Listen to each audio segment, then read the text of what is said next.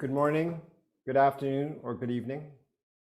Welcome to today's webinar entitled Ecosystem Restoration, Best Practices for Capacity Development, Knowledge and Learning, organized by FAO and IUCN. My name is James Abada from FAO, and I'll be today's moderator. But before we get started, just a few housekeeping points. We will be recording today's event, and this recording, as well as the presentations, will be available later to all audience members. During today's webinar, please check out the chat function. We'll be sharing all relevant links there, such as websites and online resources. If you do have any questions, please post them by clicking on the Q&A button at the bottom of your screen and enter them there. We'll be fielding these questions later and refer back to them during the Q&A at the end of this session. We do have a full agenda today, with welcoming comments by Jocelyn Brown, Director of the Liaison Office for FAO North America. Then we'll hear about the latest on the UN Decade on Ecosystems Restoration from Christophe Besacier, Senior Forestry Officer at FAO and co-leader of the UN Decade Task Force on Best Practices. Following will be the Standards of Practice for Ecosystem Restoration by Cara Nelson, Professor at the University of Montana and lead of the Ecosystem Restoration Thematic Group at IUCN's Commission on Ecosystem Management. After that, we'll have Andrea Romero and Cristiane, both consultants at FAO and facilitators of the UN Decade Best Practices Task Force. And they'll walk you through the framework for ecosystem restoration monitoring, also known as FERM, including a demo of this platform to showcase the features of this common search engine. We'll then present your questions to all of our experts for a brief Q&A session. And finally, Christophe Besacier will give his closing remarks. But without further ado, I'll pass the floor now to Jocelyn Brown, Director, Liaison Office for North America for FAO. Jocelyn, over to you. Thank you so much, James, and good morning and good afternoon to everyone, and good evening. I see we have some participants all the way over in Asia. Welcome. Today's event will highlight how agriculture, biodiversity, and climate consciousness can all work together and not in conflict. The best practices that we'll be showcasing are not just about restoration of natural ecosystems, but will also cover restoration of production systems as a crucial step in the fight to eradicate poverty, hunger and malnutrition, and climate change. To help achieve the goals of the United Nations Decade of Ecosystem Restoration, today's event will address the critical importance of a shared vision and the principles that underpin it, as well as clear standards for what constitutes a best practice in ecosystem restoration.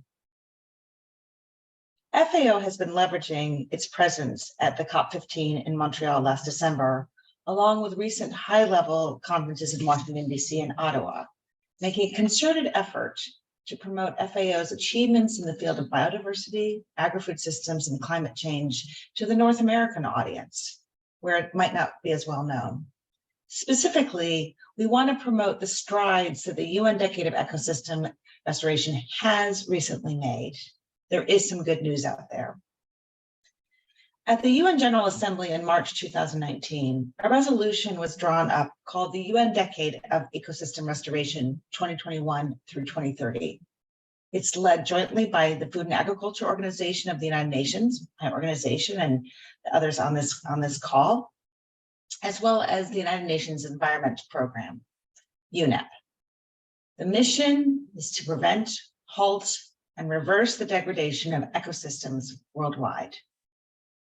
One of the linchpins of the UN Decade has been the formation of 5 separate task forces. 1, best practices. 2, monitoring.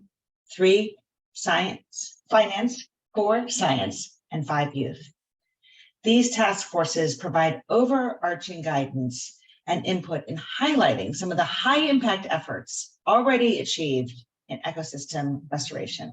That's worth repeating. High impact efforts already achieved in ecosystem restoration.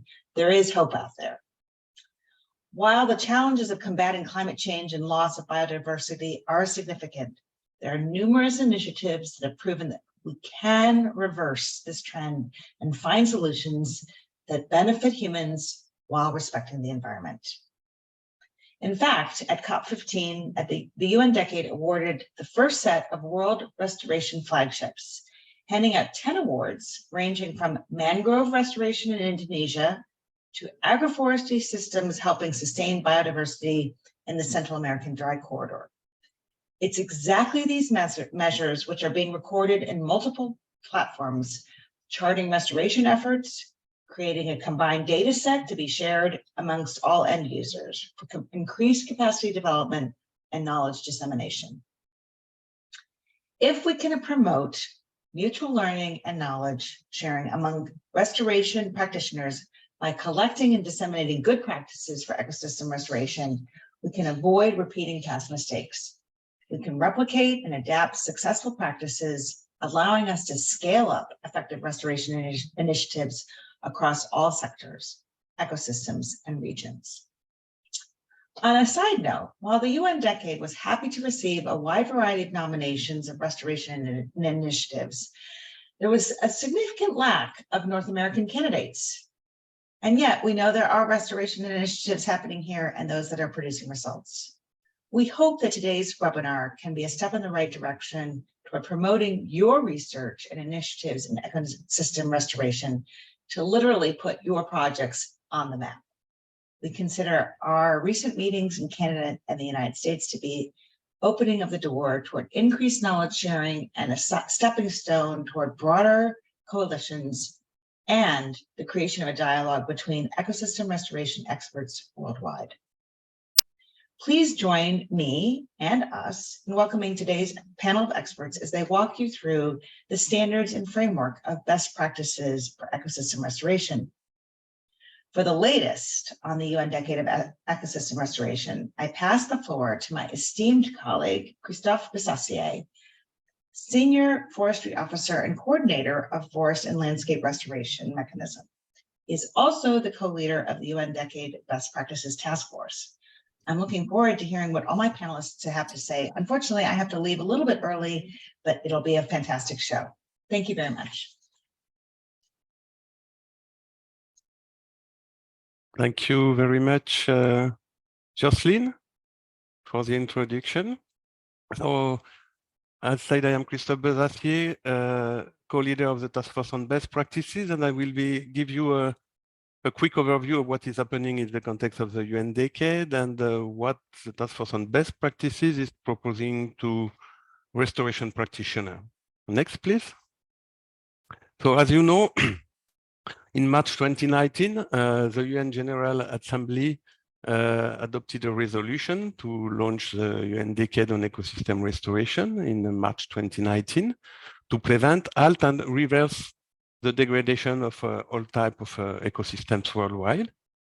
In September 2020, we released a strategy and a visual identity, and this UN Decade is co-led by FAO and UNEP. You have a very good website with a lot of information with the address on the slide. We have a strategy. The strategy proposes a vision. The vision is a world where for the health and well-being of all life on Earth, and that of future generations, the relationship between humans and nature has been restored. Please. The area of healthy ecosystem is increasing, and ecosystem loss, fragmentation, and degradation has been ended. This strategy is available on the website of the UN Decade. Next, please. We launch as well a hashtag Generation Restoration, and just to give you a quick definition, what we are considering as ecosystem restoration. It's a process of halting and reversing degradation, resulting in improved ecosystem services and recovered biodiversity. It's a wide continuum of activities depending on local condition and societal choice. And you can see on the figure, from reducing social impact to fully recovering native ecosystem, you have all this continuum of restoration or restorative options. Next, please. How the decade is structured. We have an advisory board with personalities that are recognized and that agreed to be part of the advisory board of the meeting of the decade. We have a huge partner network. It's a growing network. It's still open. We have now 200 organizations, but newcomers are welcome. We have 5 task forces, best practices, finance, monitoring, science, youth, and FAO is leading the best practice and the monitoring task force. Next. What are the barriers we would like to achieve during the decade? First, we need to increase the political will. Sometimes the legislative and policy environments need to be improved. We need more scientific research. We need more finance. And of course, we need more technical capacity and public awareness. Next. An action plan to implement the strategy has been launched in April 2023. This action plan is structured around 12 challenges led by the UN Decade partners on biodiversity, businesses, cities, climate, community, education, finance, food, human nature, relationship, marine and freshwater, land, and youth. So it's a broad types of challenges. Next, please. In order to increase the action on the ground, we have launched as well a World Restoration Flagship. Each year we will have a call for new flagships, but I will just give you an overview of what's happened for the first call on Restoration Flagship. Next, please. So we had what is a flagship first? It's the first, the best or the most promising examples of large-scale and long-term ecosystem restoration. The idea is to have those flagships align with the 10 restoration principles of the UN Decade that we have launched in 2021 to give a vision to what is a good restoration, ecosystem restoration activity. And the idea is to have the flagship able to inspire others to accelerate restoration at significant scale. Next.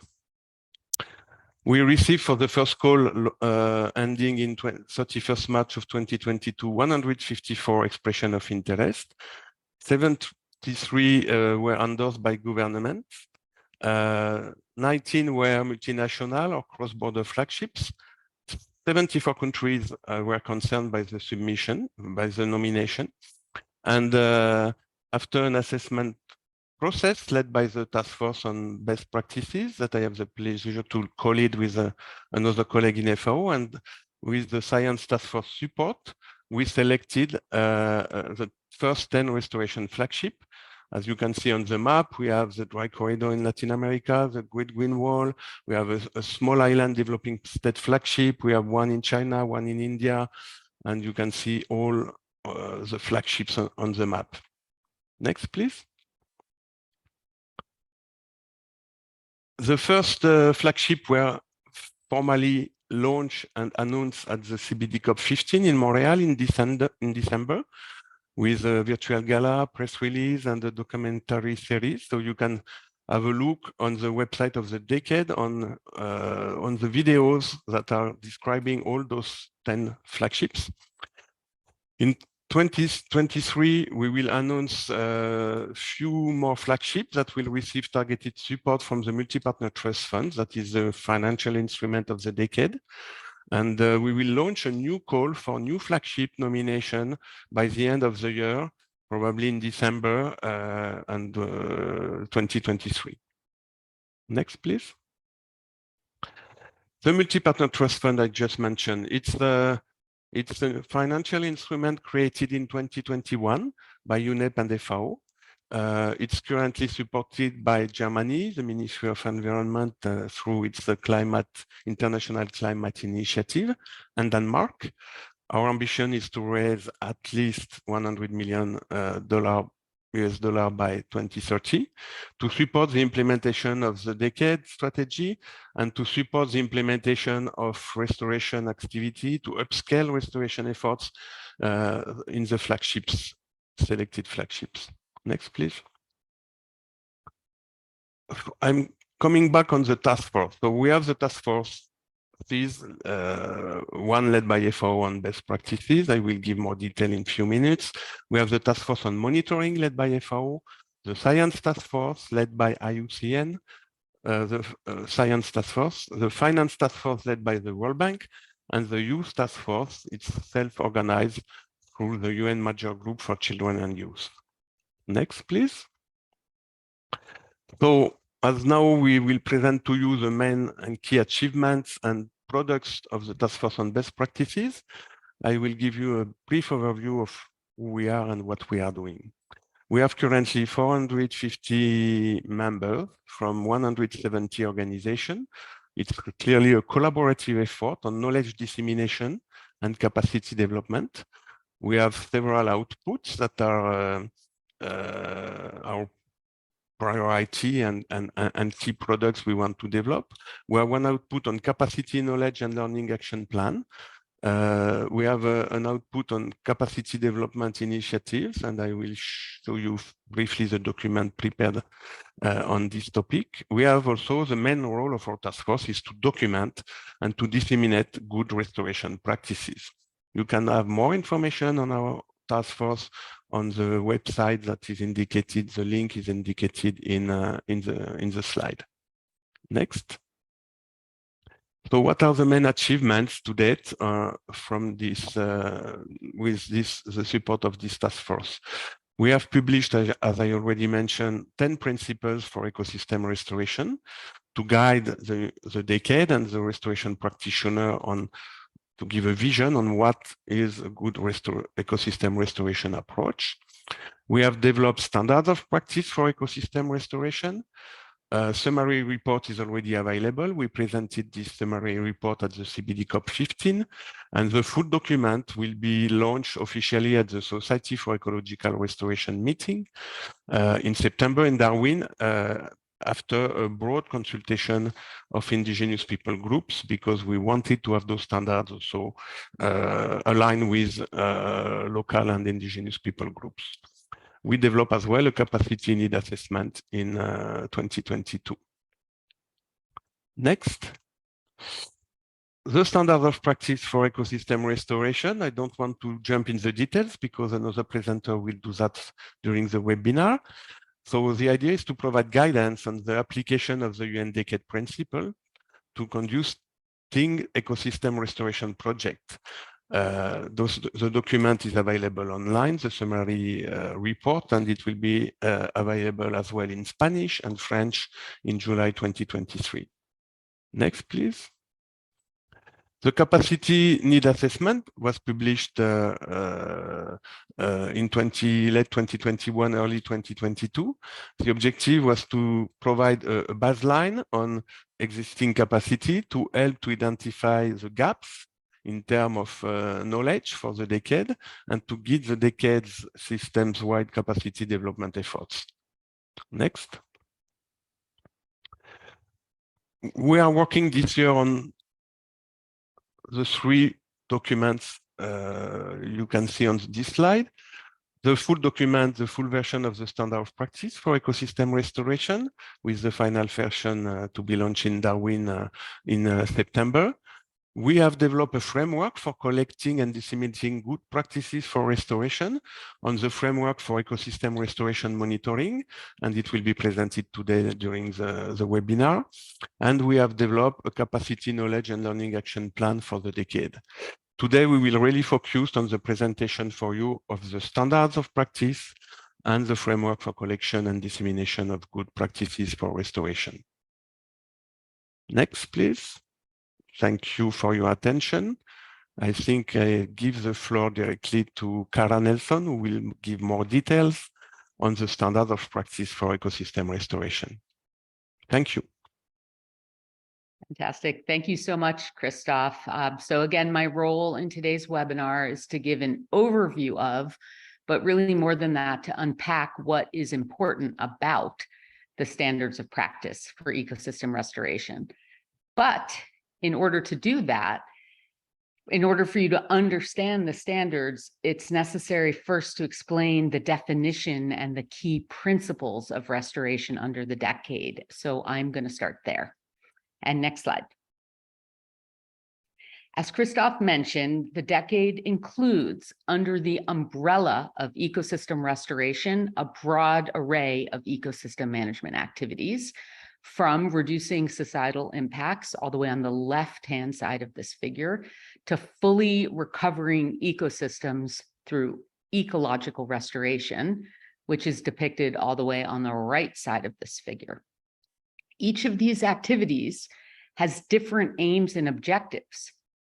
But what's special about everything on the restorative continuum is that activities must have net gain for both nature and for people. Next slide.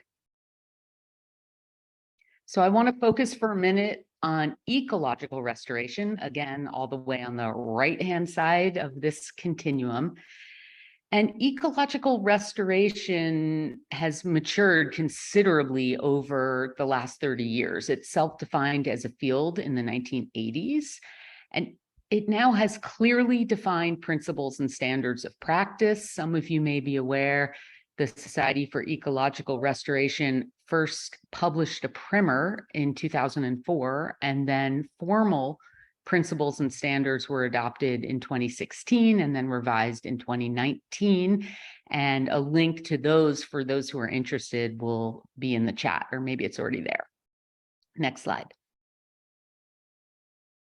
So ecological restoration has a very specific goal. And this is mentioned in the third of the 8 principles of ecological restoration.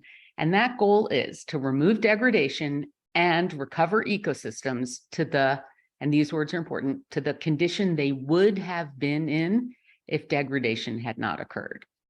Meaning, ecological restoration is not about recovering past ecosystems or holding ecosystems stable over time, which wouldn't be possible given that ecosystems inherently change is an inherent part of all ecosystems, unrelated to degradation. Okay, so that's ecological restoration. And again, it accounts for temporal change. Next slide. Ecological restoration also aims to fully recover ecological complexity by addressing all the key ecosystem attributes, including physical conditions, species composition, structural diversity, ecosystem functions, external exchanges, that's that landscape piece, and threats. Okay, next slide. So ecological restoration can achieve the highest level of recovery possible, but it is only one of the many different types of activities on the restorative continuum. So other approaches that are restorative to both nature and people include activities in cities to reduce pollution, increase sustainability, also activities to stabilize soils and improve agroecological system. All of these are restorative. Next slide. So even though we're just at the start of the decade on ecosystem restoration, the decade has already made a substantial contribution to the global restoration community by creating a shared lexicon and a shared vision for ecosystem restoration.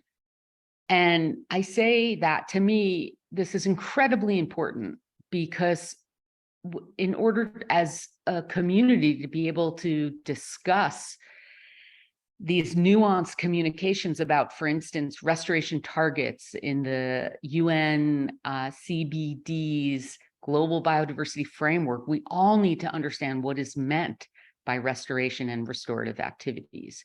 And in the common lexicon for the UN decade, we've acknowledged the importance of all types of restorative activities, everything on the continuum.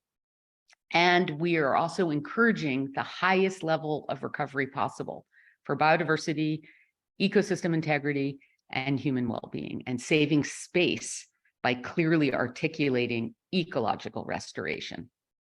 So hopefully that's clear. And next slide.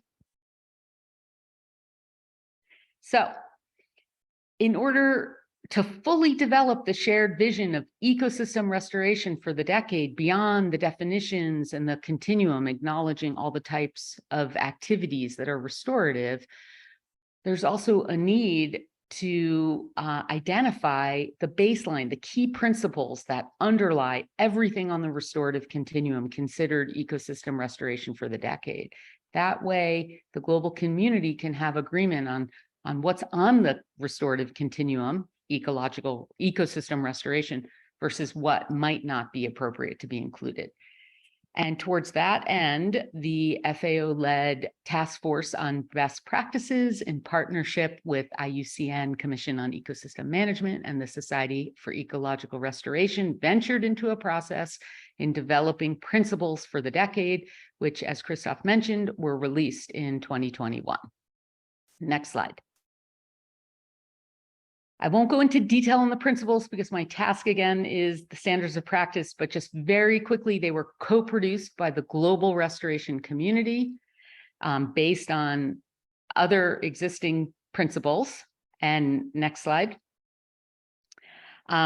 So again, 15 existing publications of principles were used and combined. And then there was extensive consultations with experts and an open consultation. We had more than 50 countries participating in the process, and we specifically asked participants to state whether they were in agreement with each of the principles, draft principles, and for each draft principle, it received at least 92% support from the global restoration community. So I'm proud of that. Next slide. Okay, very quickly, here are the 10 principles. The principles detail that ecosystem restoration contributes to global conservation targets, includes broad engagement, involves many types of activities, that's the continuum that we've been talking about, aims to maximize benefits for nature and people, addresses causes of degradation, relies on and integrates many forms of knowledge. So this is traditional knowledge, scientific knowledge, practitioner knowledge, has measurable and more, has measurable goals, is tailored to the local context while considering the larger land or seascape, includes effective monitoring and adaptive management, and involves policy integration. Next slide. So with that as background, I can finally get to the standards of practice because the principles lay out the key tenets of ecosystem restoration. But in order for those to be applied, it's a big task to understand what are the practical steps that need to happen to achieve these principles. And that guidance is included in the standards of practice, which are in their final stages of development. Next slide. So, since they're for the UN decade, the standards of practice were developed to be applicable to all types of restorative activities, all biomes, regions, ecosystems, and sectors of society. And of course, they're tied to the 10 principles. Next slide. They were developed truly by the global community of people engaging in all types of restorative activities. And I say this because the first step was to create a zero draft, which was based on all the relevant existing standards and guidelines that we could find across these different types of restorative activities, from agroecology, ecological restoration, forest landscape restoration. So we identified and screened about 130 documents, and then we used the ones that were highly relevant.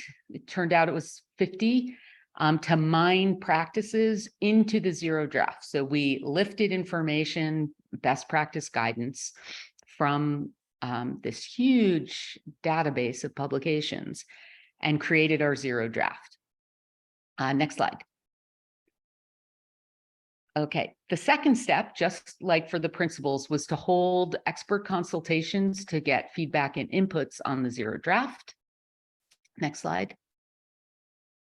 We then tapped our experts to develop a writing team to produce a first draft of the standards of practice. We had 24 authors in total.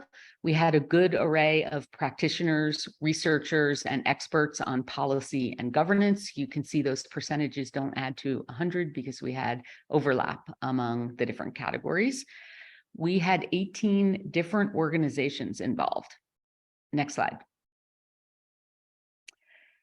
We also had on our writing team diverse disciplines that were represented, from people who were experts in different biomes to different types of knowledge systems. And we had representation broadly across regions.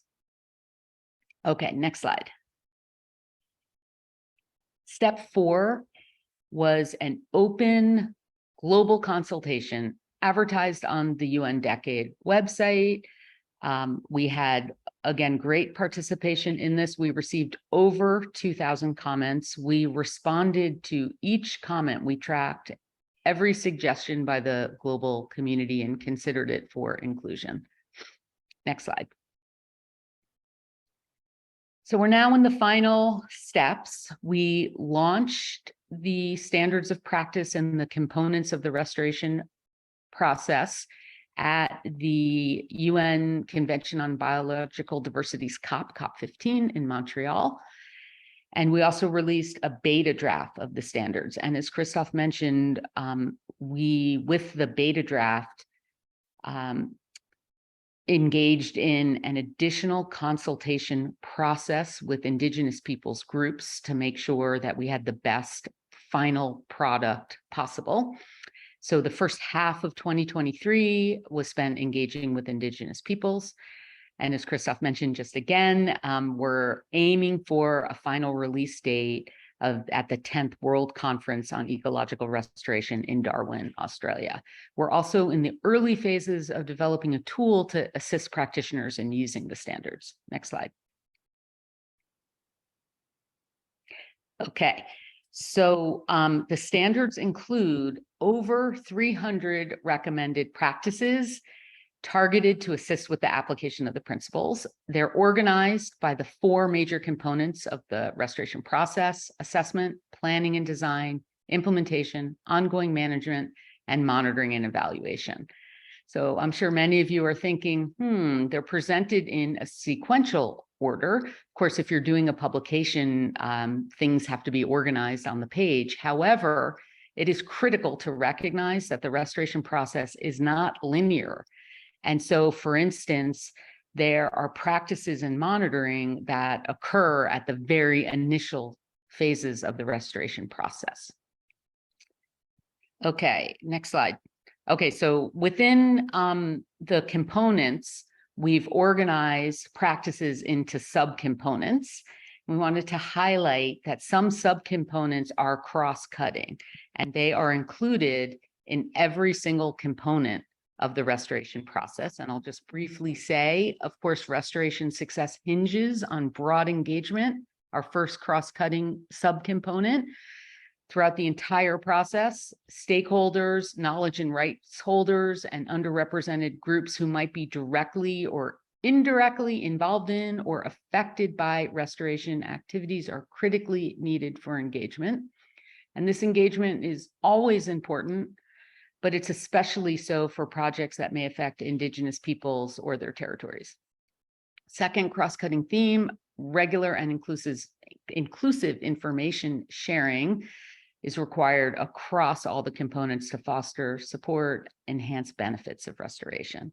And then finally, adaptive management, which is not just passive learning by doing. Of course, we always learn after we implement activities. We can learn something, but adaptive management is special. It is a planned, iterative process that involves practices in assessment and in planning in order to define goals and objectives and set up alternative approaches that then can be tested. learning from restoration through effective monitoring and evaluation, and then applying the lessons learned. So we have detailed the specific steps, the specific practices that need to be followed within each component in order to have a successful framework for adaptive management. So in the SOPs, these cross-cutting components are repeated. All right, enough said. Next slide. Important point. These standards of practice are voluntary. They were developed to assist practitioners and stakeholders in maximizing net gain of their restoration activities for both nature and people. However, of course, there's many different types of restoration projects. I mean, imagine the difference between a local project organized by community volunteers with no funding and a project initiated by a very well-funded international organization. So these projects are different with respect to the types of organizations and people involved, but resources available, potentially also spatial scale. And these differences clearly will influence the number and types of best practices that are appropriate for each project. The point of having all the practices in one place in this comprehensive standards of practice is that regardless of if a project is limited in its ability to incorporate practices or can incorporate most of the 300, a synthetic understanding of the complete set of practices should facilitate projects in decision-making about the practices to include, and also should help navigate trade-offs. Again, with the goal of achieving the highest level of recovery possible. Okay, next slide. Since I only have a few minutes to share with you today, there's obviously not time to present all the subcomponents within each component. Here on the screen is the assessment component. So what I'm going to aim to do right now is to provide enough of an overview to entice you to delve into the document. So starting with assessment includes 4 subcomponents related to the identification and evaluation of the extent and scale of degradation, considering both the site and its context within the broader land and seascape. Next slide.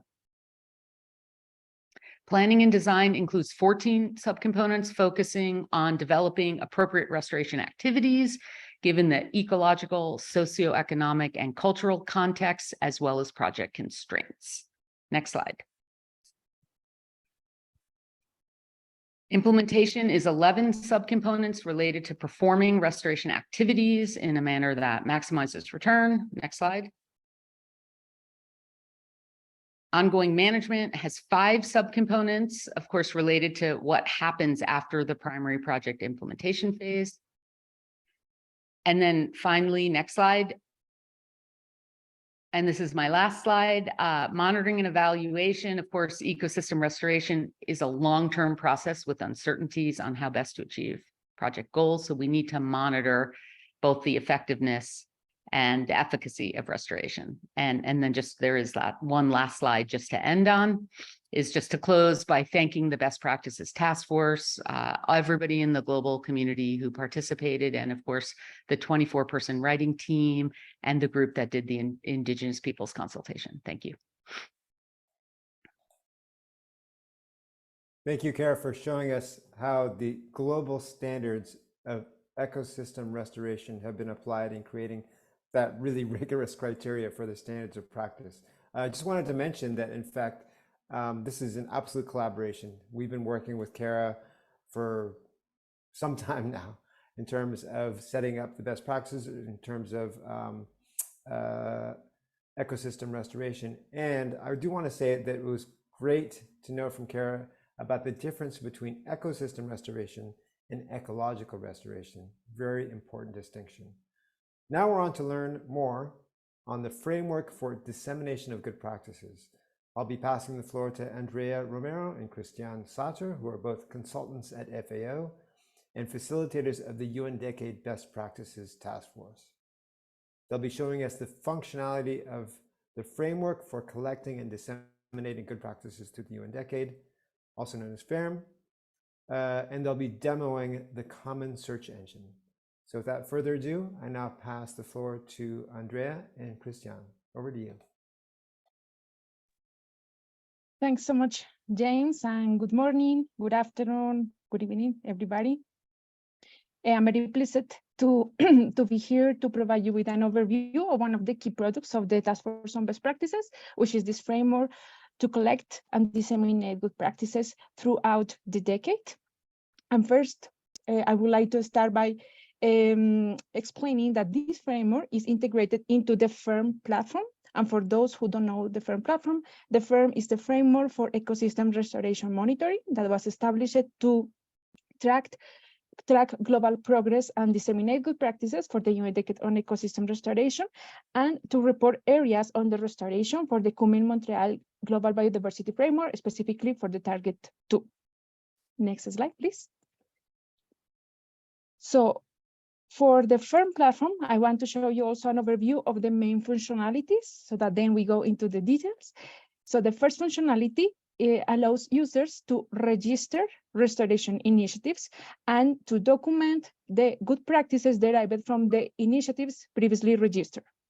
Second, it allows users to visualize the latest geospatial data on restoration. And third, the third function allows users to search for good practices documented from different collaborating platforms. This is a functionality that is new and will be operational next week. So you will get more details during this presentation about this. Next, please. So before going into more details, I would like also to start and to highlight the importance of documenting and disseminating good practices. So why we are doing this in the context of the task force and in the context of the decade. So there are several reasons to do this, but the main ones that we have discussed with the task force members is that we are doing this to foster mutual learning and knowledge sharing among restoration practitioners, to enable them to replicate and adapt good practices to other situations with similar goals, and importantly, to avoid repeating mistakes. And this will end up by enhancing the capacities of practitioners to implement and sustain effective restoration efforts across all sectors, ecosystems, and regions. Next slide, please. So also to have a common vision, now that we are talking about good practices, I would like to highlight and to present the definition that we have discussed and agree with the members of the Task Force on Best Practices. And we have defined a good practice for ecosystem restoration as an evidence-based approach, technique, or technology that has contribute to achieve one or more objectives of a given restoration initiative, maximizing benefits for nature and people across different contexts. A good practice is usually a component of a restoration initiative that has been applied, tested, and replicated in different contexts, and therefore can be easily transferred and or adapted to other initiatives with similar goals. But it's important also to clarify that if a practice has been tested only in a specific context, we consider it as a promising practice that results need to be proven outside the current situation for replicability and adaptability to different contexts.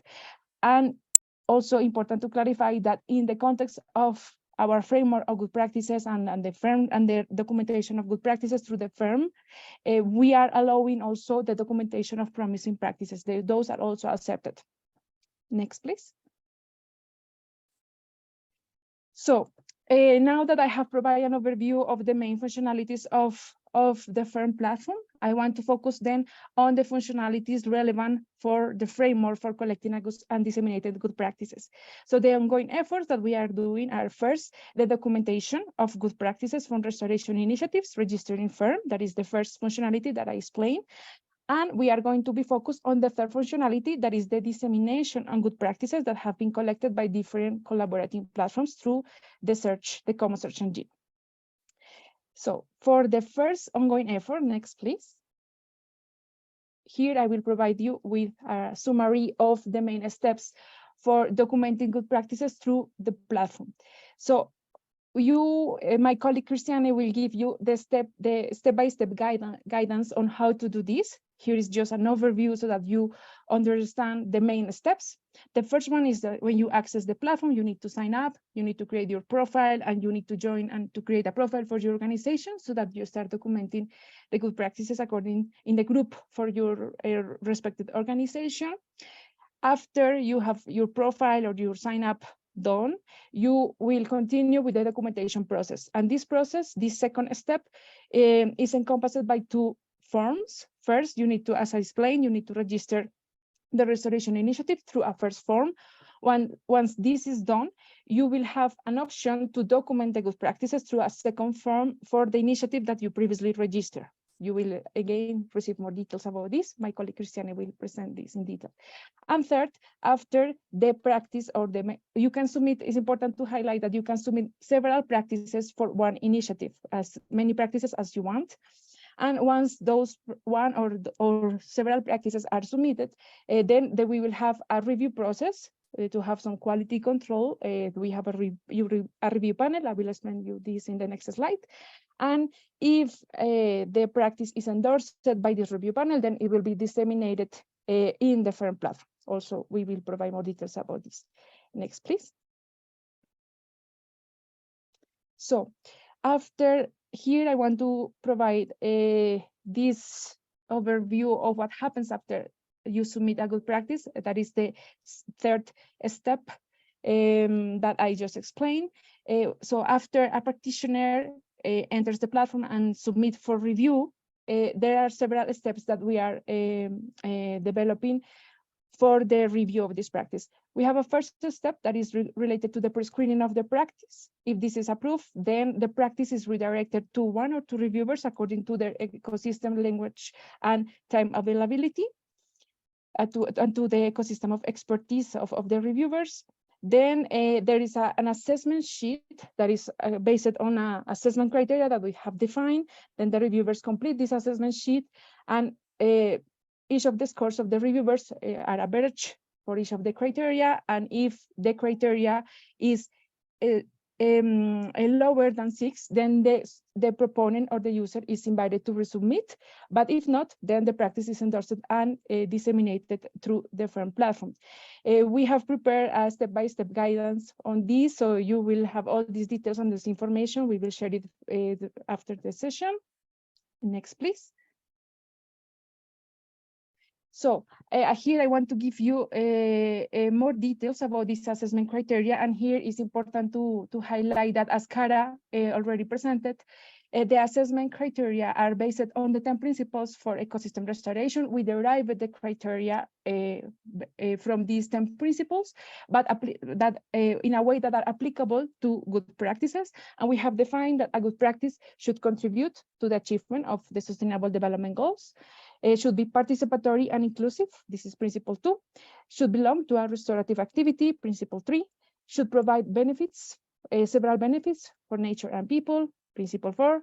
Should address or help address the causes of ecosystem degradation. Should integrate different types of knowledge, and should contribute to ecological, cultural, and socioeconomic objectives of a restoration initiative. Should have been implemented in different contexts. Should have been properly validated so that results can be analyzed, and should be replicable and adaptable. Next, please. So after we conduct this assessment process, and again, this assessment process is to have some quality control on the information that will be disseminated in the platform. The practice will be visualized, and this is the way that we are refining and finalizing this visualization page, but this is how the practices will be visualized once they are endorsed. So basically, this visualization is like very related, of course, with the submission form, with all the sections that you will be completing in the submission form. Then Cristiane will explain this, and you can navigate through the sections that are all the sections, and then there are these filters that help you navigate easily through the information of the good practice once it is published. Next, please.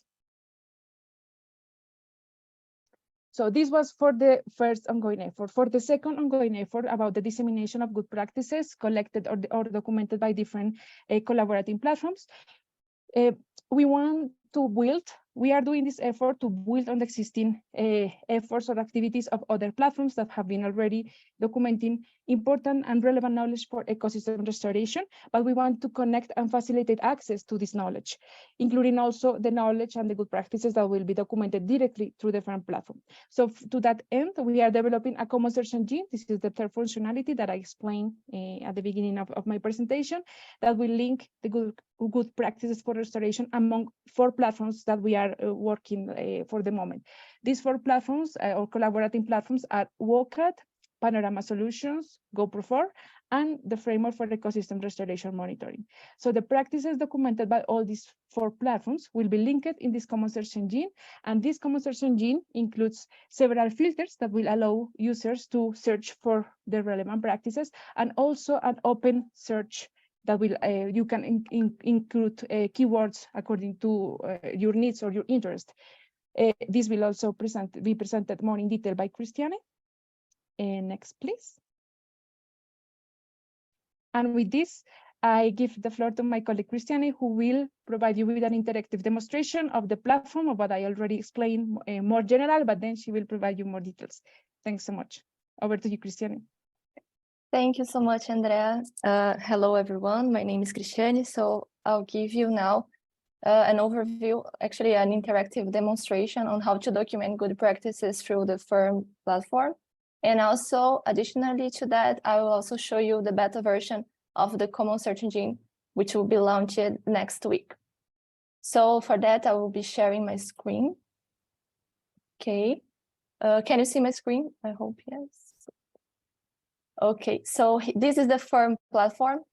So as Andrea explained in the beginning of her presentation, there are 3 main functions in the FERM platform. I will be showing you now the register button and the documentation process to document a good practice.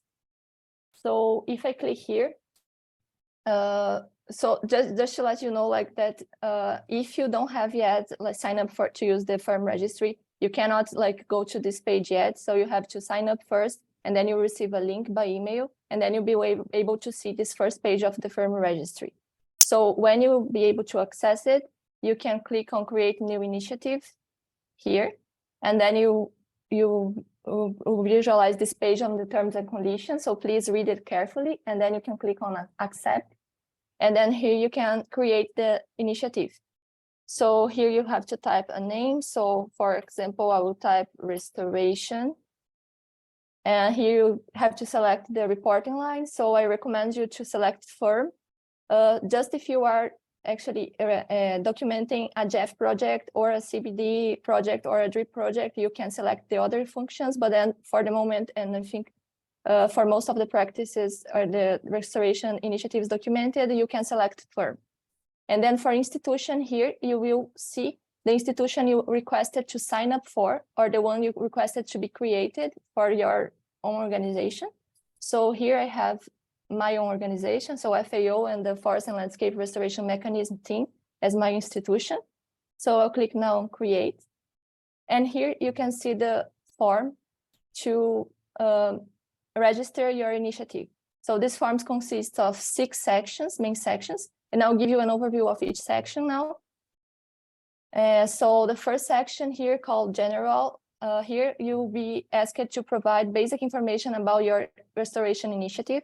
So here, for example, title that you already provided. So a brief description of the initiative, website, target, starting and ending date of your restoration initiative. Also, you can select objectives. For example, here, reforest degraded lands. You can also add points of contacts. So the people that are in charge of the project, of the initiatives. Also keywords, and also the organizations that help it to implement the project initiative. For the organizations here, you have to select the type of the organization and also the roles, if it's the leading organization implementing the restoration initiative, or if it's the supporting organization. Then please click on Save and Next all the time. Otherwise, you can lose the information you already completed. So the second section on the initiative form is related to the area. So here you have to identify the area where the restoration initiative was implemented. And here you have 3 main options. You can add an administrative area. So here, let's just, for example, write area 1. And then here you provide how many hectares the area has. And also here you can select the country. So let's select, because our audience is from the North America. So let's select United States of America. And then here, any place, like say Arizona, Apache. And then also another option is to upload a shapefile. So here, if you have already your shapefile, you can upload it on the platform with one polygon or multiple polygons. The platform accept this. So this is another option to identify the areas. And the third option is to draw a polygon. So here, like let's say area 2, and let's go to the North Americas again. Let's choose Canada now. And then here, let's say it's close to Winnipeg. And then we draw a polygon on your area of restoration, and then you click on Save and Next. This is just a demonstration, so yeah. So here, the next tab on ecosystems. So here you will be requested to provide information on the ecosystem that your initiative is restoring by area. So remember, we selected 2 areas first. So now you have to select the ecosystems by each area. So for example, area 1 in Arizona, let's say intensive land use biome and desert and semi-desert. And for area 2 in Canada, we can select temperate boreal forest and woodlands biome. And then we can click Save and Next, and we have the next section on activities. And here you have to provide information on the activities to support ecosystem restoration. And here, as really well explained by Cara today, like the restoration type, we have here ecological restoration, that now I think we are all familiar on what does it mean. And also rehabilitation. So here is actually asking if your activities aim to recover fully the ecosystem, which is the ecological restoration, or only like to reestablish the function of the ecosystem, then you would select rehabilitation. So for the example today, let's select ecological restoration. And then here the tenure status, it's related to who is the owner of the property, like tenure issues. So let's say it's a private area. And then now you have the list of the activities implemented to restore the area. So here we have a lot of activities we can select. Let's say assisted natural regeneration, fire management, and also for the enabling activities, we can say on-site trainings. This is just an example. And for area 2, we can now choose rehabilitation and jointly owned area. And here, let's select maybe agroforestry and also online trainings. Okay, saving and next, then you have the section on indicators. And here you will be requested to select the indicators to monitor ecosystem restoration progress of your initiative. And here you have a list of the Sustainable Development Goals indicators. So let's go to goal 15 and select forest area annual net change rate, for example. This is an example, but then when you are registering your initiative, you can actually take some time to actually read all the indicators and select the best one. And then you click on Save and Next. And the last action on monitoring your results is still under development. So here you can click on Save and Exit. And here now we can see the practice, the initiative, that we just registered in the FERM registry. So now, as we accomplished the first step, now we are able to click on New Good Practice and actually now document the good practice derived from the initiative. So I'll click here now. And actually, when you click if it's your first time actually doing this, the first thing you'll see when you click on New Good Practice is the guidelines. So here I already consented because it's not my first time using the platform, but here you have a button that you have to consent that the information you are submitting, you agree to be contacted by the review panel, and you are to authorize the information here to be made public. So here also you have the definition of what is a good practice for ecosystem restoration. Andrea explained it today and she gave us details on that. Also, we have here the guidelines for submission and the assessment criteria for a good restoration practice with the the full information on each of the criteria. So you can always click on this button, guidelines here, and see, now we can click on yes. So you saw it. You can always click on the guidelines when you are completing the good practices form to check again the assessment criteria or to read again the definition of good practices. So now I'll go through quickly, I don't know if I have much time, to go quickly to the good practices form. So for this form, we have 5 sections. And I don't know, you remember Andrea showed you like the assessment criteria, and also we could learn more today about the principles for ecosystem restoration. And just to mention here that the logic of this form and the content of the form and all the information that is required was based also on the 10 principles for ecosystem restoration. So the information we will find here is connected to the principles and also to the assessment criteria. So the first section here is about like background information about the practice. So here, objectives and context.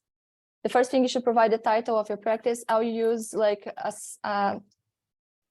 ANR, like assisted natural regeneration, just for example, like for an example in Arizona, because we selected Arizona before. So the objectives of the practice now. So you select here, and then additional information on the objectives. And then here you need to select the areas. So I remember the first area was in Arizona. So here is important to say. So the information you already provided through the initiative form will be inherited here. So the information on areas, ecosystems, and activities, you don't have to select again from like a huge list, because now as I selected area 1, if I scroll down to show you, all the activities I selected for area 1 will show up here. So ecosystems here, I can select farmlands. Also, this information on ecosystem, additional information is the same that we already selected for the registration of the initiative. Here you are asked to provide information on the relevant ecological, socioeconomic, and cultural context for the practice implementation. And here, as we are talking about assisted natural regeneration in Arizona, let's select activity as assisted natural regeneration. And then for drivers here, it's a list of degradation drivers that the practice is addressing. So we can select here climate change or croplands management. And then here additional information on drivers of degradation, and then you click save and next. So the second section of the good practice form is on the methodology. So the first one, you provided information on the background of the implementation of the practice, and now you are providing information on how you implemented the practice. So for that end, the questions you have to answer is about the description of the practice, the steps for implementation, and here you can add as many steps as you want.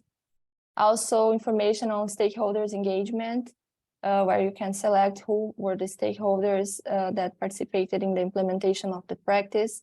Also here, more information about that. And the types of knowledge, so included when implementing the practice. So you can see that we have many connection with also the principles. When Cara today explained the principles, she talked about the types of knowledge. Also Andrea, when she mentioned the assessment criteria. So the questions are very coherent with the assessment criteria and the principles. So here, let's select scientific knowledge. And participatory approaches, this question is about like how, to what extent the practice has meaningfully fostered engagement and knowledge integration from the stakeholders you have selected before. And then we have a question on scale, where you provide information on which scale the practice has been implemented, let's say local level.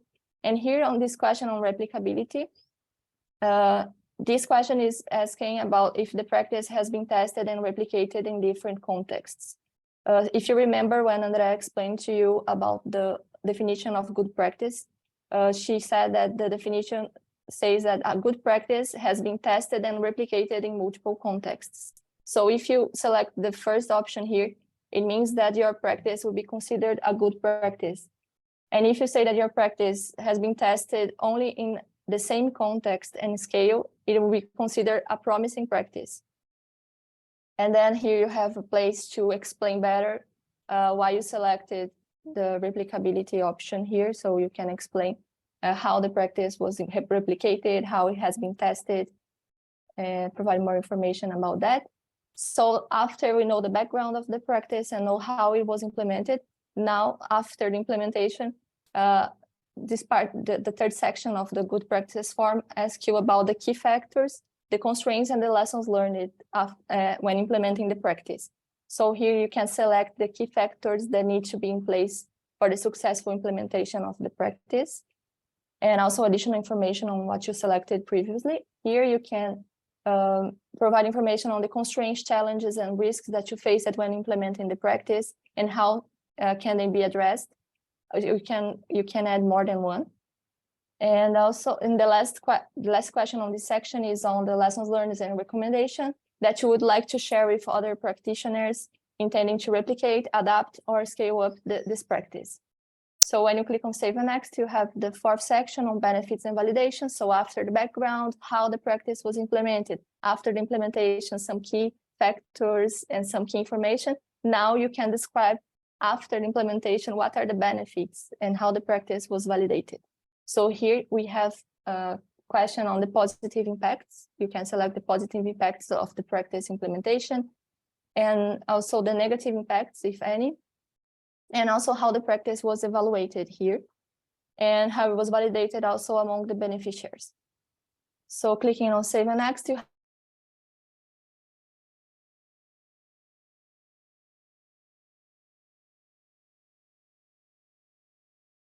of the good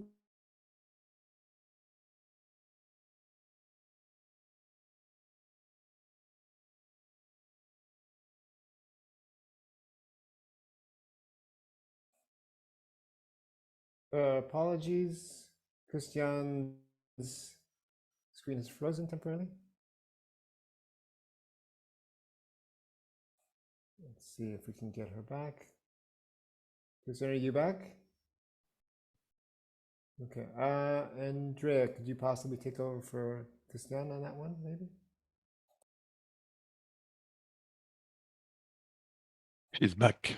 Okay, Cristiane, you're back. Go ahead and finish up, Cristiane. There we go. Thank you. We lost you for the very last bit, Cristiane. You are muted, Cristiane. what happened? Sorry, you. We lost you about a minute ago. Okay, so you listened the last of this part? No, can I continue here? Maybe go back about 2 steps. You were in the last step, so Yeah, I was additional- here. we can resume this. So I maybe was you explaining about the tier. No, I was just saying that we have this question on additional information on cost and benefits. And if you're interested in share the cost and benefits of your restoration practice, you can click on yes, and then the tier team of FAO will contact you to get more information on cost and benefits. And then here also you can provide any additional comments and upload a picture of the practice. Then when you click on Save and Exit, here in the main page, you will see the practice that you just documented. And clicking again, you can edit. You can review the practice and change anything. You can also print and you can submit for review. So after submitting for review, Andrea also showed you how would be the page to visualize the practice. And now I would like to show you also the beta version of the search engine, because after submitting also the practice, if approved by the review process, will be featured on the common search engine. So by clicking on search, you will be redirected to this web page where this is the common search engine. As Andrea explained, this tool here was designed to link good practices from 4 different platforms. So WOCAT, GoPro4, Panorama Solutions, and the FERM registry. So, and also it's aimed to sharing knowledge and capacity development among restoration practitioners. It will be an easy tool to consult good practices from all over the world, like in different places and regions. And now I'll show you some of the features of this search engine. So here we have an open search tool where you can type any kind of keyword related to ecosystem restoration to find good practices. So here now that I type it and I click on enter, I can see here all the good practices related to agroforestry from these 4 platforms. And just like to mention, we have now in this tool like 1,500 practices that can be consulted. And here on the left, we have 4 filters. So we have a filter by degradation drivers. So we have cultural and social drivers. So if you click here, for example, you will see like practices that address cultural and social drivers and are related to agroforestry. Also, we have here a filter by ecosystem, where you can filter by any ecosystem, one by region, and another one by country. So as we are aiming this webinar to the North America audience, let's search for North America. And here we have, let's see. Well, we have one practice. So maybe it's like, we want to encourage you to get more practice. Like the FERM is a recent platform, so it's good that we more practice is better. And also when you click, let's click on this one. When you click on the practice, you can see the title, where is it from, here, United States, and then the description, the organization that implemented the practice, and also the source of the practice. So for example, this one is from the Panorama website. And also when you click on view full proposal, you'll be redirected to the web page where you can read the complete information about the good practice. So, okay, so now I'll go back to the slides. And just like this is my last slide, so I would like to encourage you all to document your good practices through the FERM registry. And also for that end, we are providing guidelines for submission that are available online and will be in the chat for you to access. So there you can see all the steps I just show you here, and also the signing process and everything. Like then you can follow the steps to document your good practices. And also if you need any further assistance, you can always contact the team. So you can contact me or Andrea, and we'll be very happy to assist you throughout this process of documenting good practices. So thank you very much for your attention.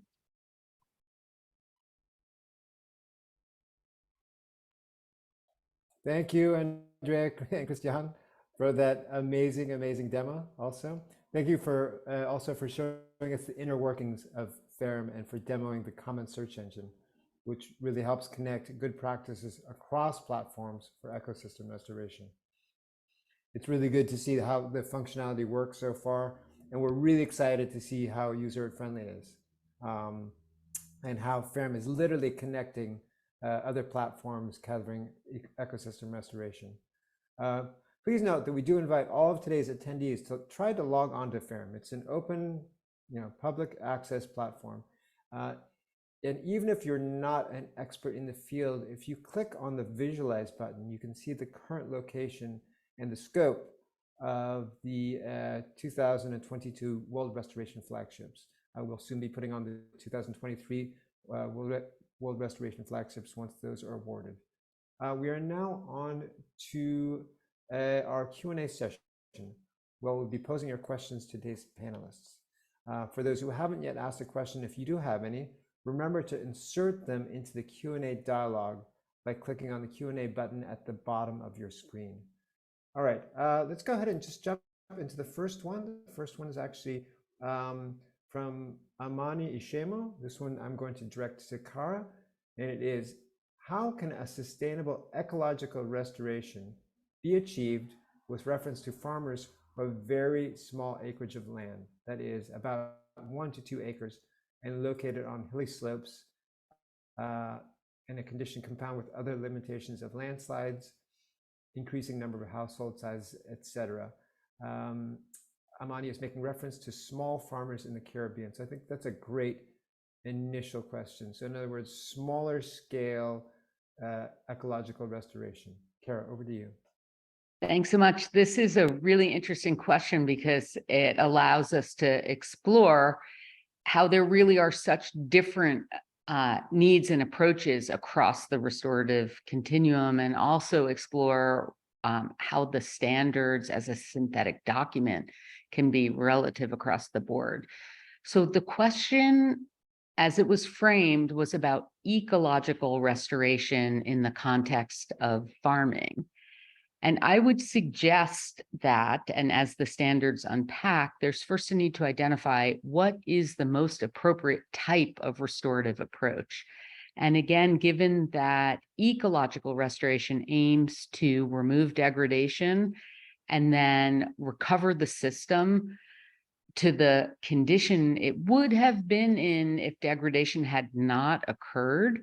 So without, I'll say without, degrading impacts, it's probably not the restorative approach that would be best suited in the context of farming.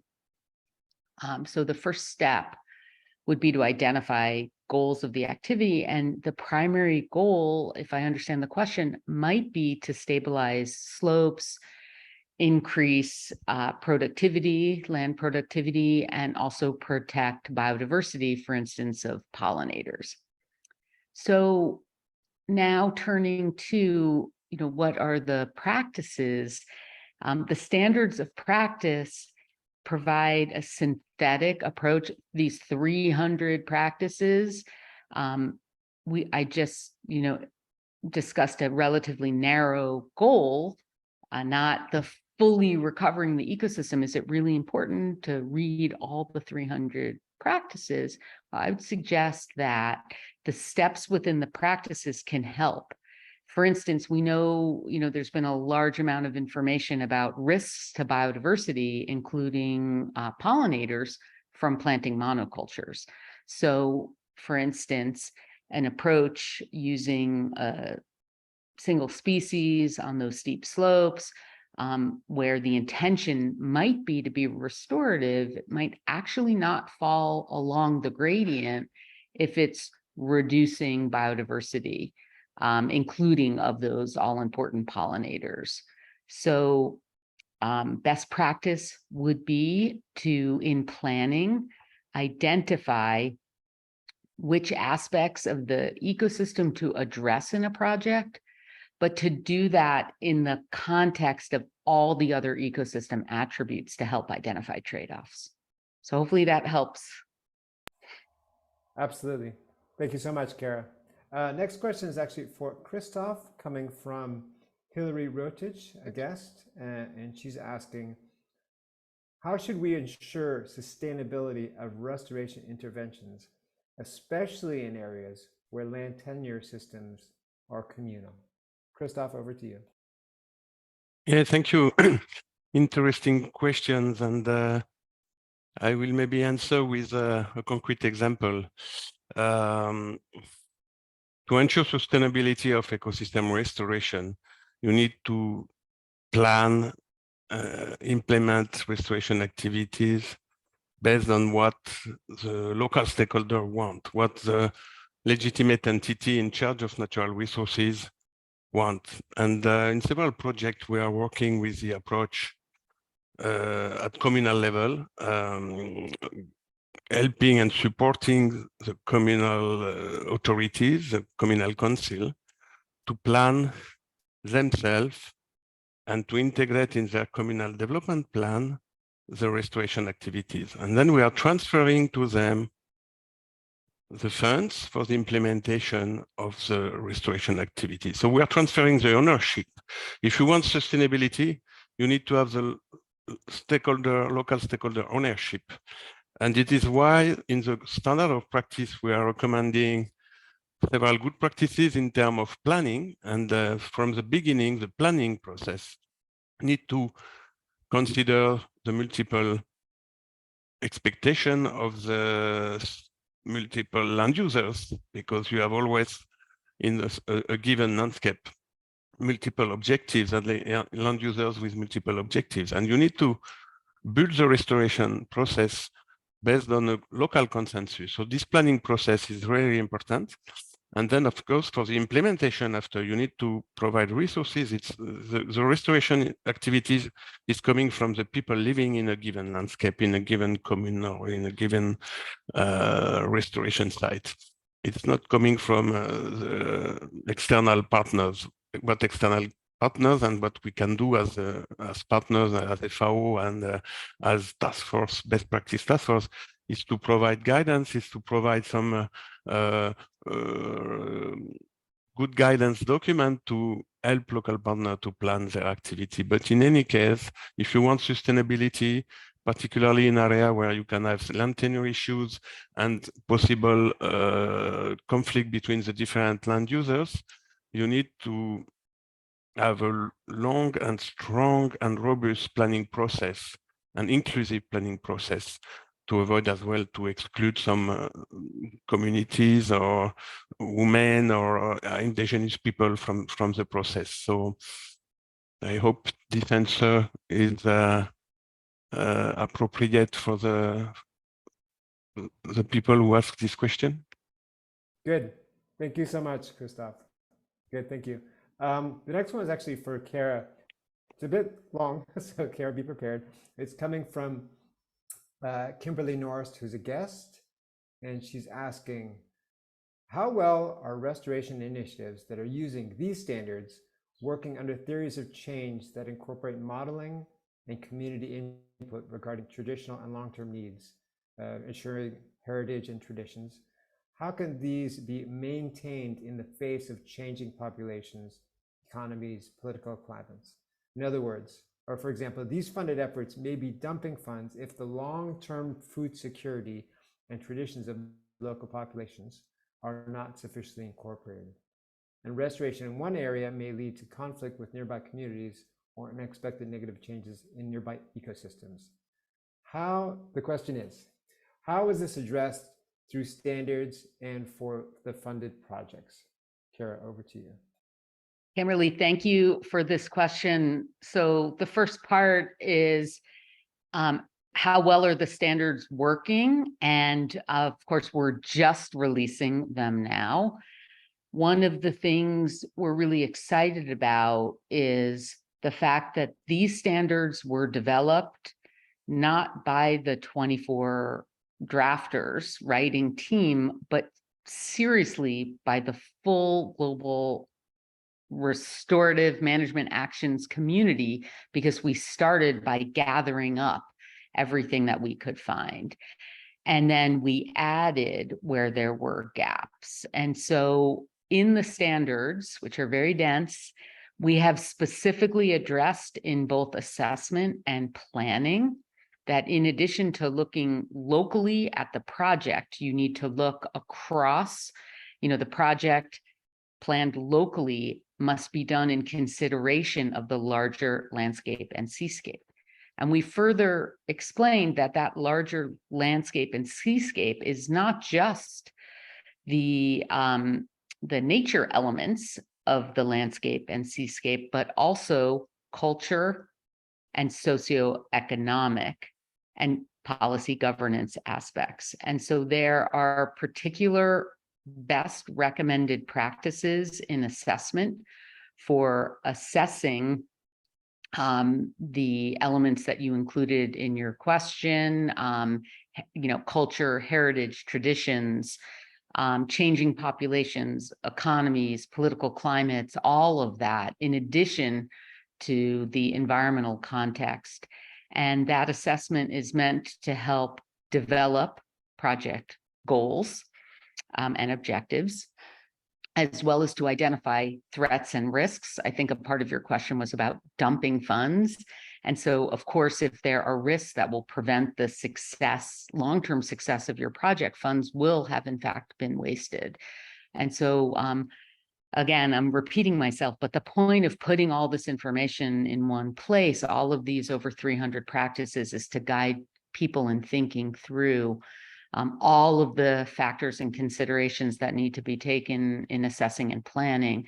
And also in monitoring and evaluation, we've provided steps for monitoring the effects on culture and socioeconomics, not just on the ecological and environmental outcomes. Excellent. Thank you so much, Cara. We do have another question for Cristiane concerning the FERM, and it's coming from guest Jennifer Mayer. And she's asking, can other kinds of users join the FERM platform? For example, those who want to identify promising best practices, but don't necessarily have program examples to share? And I want you to sort of answer about FERM in general as well, because there were numerous questions about the platform. Chris, over to you. Thank you, James, and thank you, Jennifer, for your question. So if you don't have an example to share, maybe you could use the search engine. Will be available from next week. Then you can search more and you can consult different good practices and promising practices. But to register to the firm is better if you have an example. And also if you want just to check the criteria and the questions or the form, in the guidelines we have at the end of the guidelines we shared with you, we have the questions that we use it to assess if it's a good practice or a promising practice. So maybe you can check there and then you can use it to evaluate and to learn more about the good or promising practices. And about the other questions about the benefits of joining the FERM registry or joining the FERM platform, we have many benefits. Like one is to gaining visibility on the UN Decade community, and also you can get a standardized form. Like as I show you, you can have a PDF of your initiative and your good practices form. It's standardized for you to consult or to improve. Also, if you submit your good practice, you will receive feedback from experts. So you can also use that to improve your practice. And you can be part of a global community to share experience, to share knowledge, and also information about ecosystem restoration. These are the benefits. I hope I answered your question. Thank you.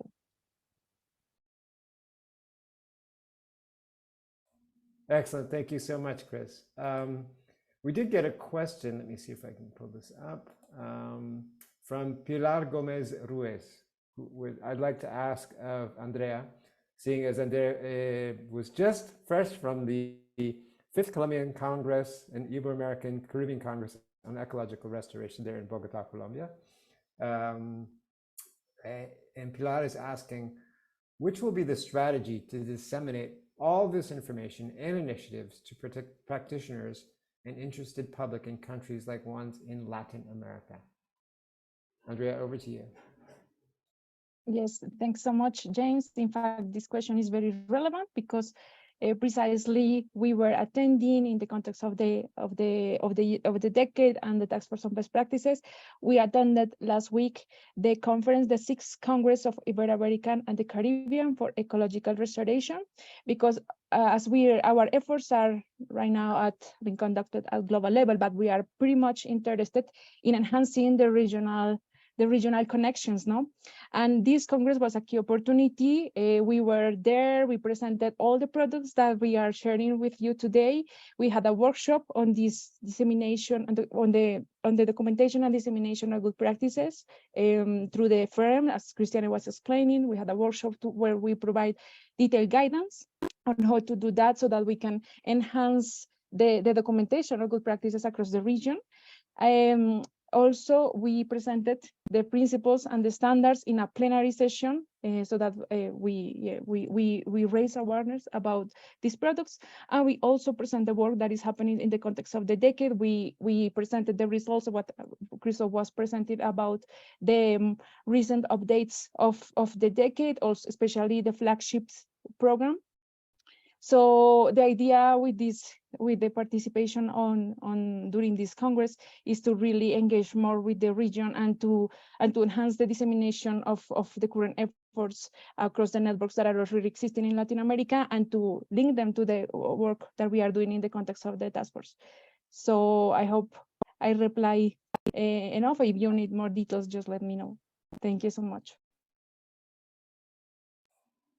Thank you, Andrea. I actually want to thank not just our panelists, but also all of our attendees. We've had an incredibly lively discussion happening both in the chat and in the Q&A. Cristiane said she's received many requests to join the FERM registry. This is great news. 20 people apparently have already signed up. And we even have a request to do a similar Zoom meeting, but for Latin America, not just North America. So we will, for all those in the chat, we will keep that in consideration. I do want to now end today's webinar. I will be passing the floor back to Christophe Besacier for his closing remarks. Christophe, over to you. Yes, as we are already a bit late, I will be very short. First, I just want to say that, as you have seen, the decade is a collective effort. FO1 UNEP is leading, but all other partners have placed and have a role to play in this decade. So we are welcoming all participants to join the collective effort as a partner, as a task force member, as a submitter of an initiative on the FERM registry, as a submitter of good practices, one or several good practices. You can contribute to the challenges that are launched. We will have a new call for flagship. So if some of you are in the position to submit a flagship, you are for the next call, you will be welcome to submit and to contribute to these collective efforts. The second thing I want to highlight briefly is that the tools we have developed, the standard of practice and the future application decision-making tools that we will prepare in 2024 to help users to apply those standards. The FERM registry with the database for collection of new good practices, the research engine tool, it's for you, it's for users. So use those tools, submit your good practices, don't be shy. Any good or promising practices will be analyzed. If something submitted is not good enough for the review panel, we will come back to the submitters and ask more details.